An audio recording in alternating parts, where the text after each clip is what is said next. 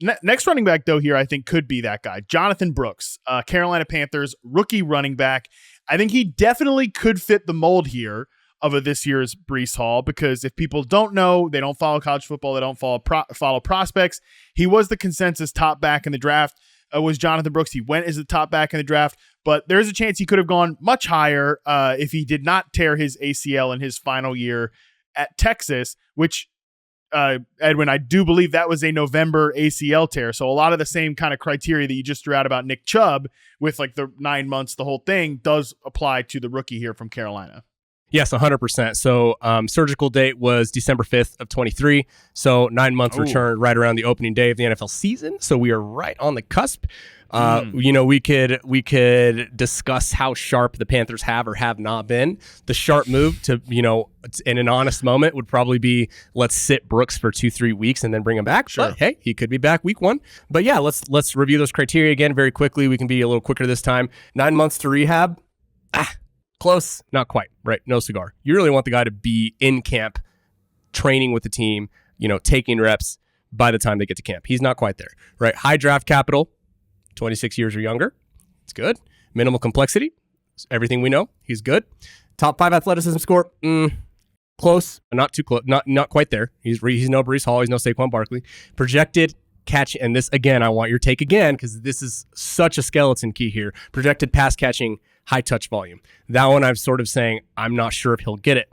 But if we want to, and this was kind of a quirky little statistic, right?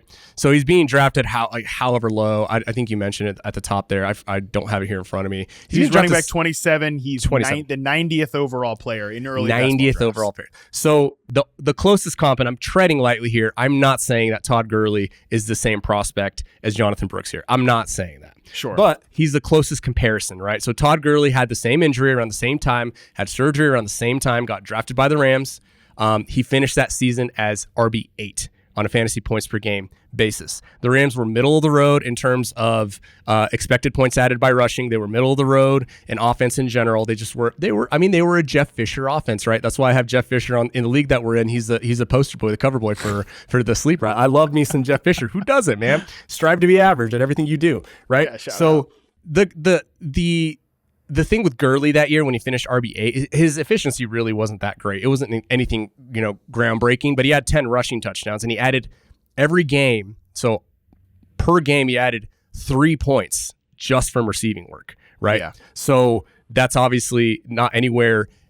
That's a lot of guys don't get that at all. So that was helpful for him. And then this is just like a quirk, Matt, but I wanted to add it in here because it's just also very weird. Together, in 2023, Miles Sanders and Chuba Hubbard on a points per game basis, they finished as RB8. Todd Gurley that year finished as RB8. I thought that was weird. I'm not saying that means anything, but I thought it was a little, interesting. And I think literally this offense can only get better, right, in Carolina. I'm optimistic on Jonathon Brooks, and really, I was thinking about this last night, and that's when it hit me, and I was like, God, the Panthers just aren't going to be that good. And then I think about the Jets. And then I think about Breece Hall, again, the topic of this show. And I think to myself, well, dang, pick 90. I mean, right now I'm going to give away my strategy. In the draft, in the league that we're in together, Matt, I have the number 1 pick, which I hate, by the way. I hate that number 1 pick. But it is what a horrible problem to have. No, it is a terrible problem. Woe is me, man. I hate that pick. I want to trade it back. You can have it if you want. But what I'm thinking here, right? It's a super flex league. How easy would it be to go Christian McCaffrey, anchor, and not have to worry about taking your RB2 until you get to Jonathon Brooks? I like Jonathon Brooks. I think I like him more every day. I want to hear what you have to say about that offense, about the dump offs, about Bryce Young, what they can be from an offensive perspective. Because if you're in on Brooks from an offensive perspective, I think he might be a finalist here. Let's go, before we talk about the current Panthers, I want to go back to that Todd Gurley example, because you pull up his rookie season. First 2 games, they didn't play him. They did exactly what you just said here that they should do with Jonathon Brooks. Didn't play him at all. Week 3 for the St. Louis Rams, they weren't even in LA yet. 6 carries, 9 yards. He played 14 snaps. So again, basically for the better part of 3 games, he didn't play. Mm-hmm. He comes out week 4. 19 carries, 146 yards, 2 more catches for 15 yards on 2 targets. He actually, almost 9 yards per reception that year, 4.8 yards per rush, along with the 10 touchdowns. Like, man, that was such a dynamic season. Shout out to my guy, Todd Gurley.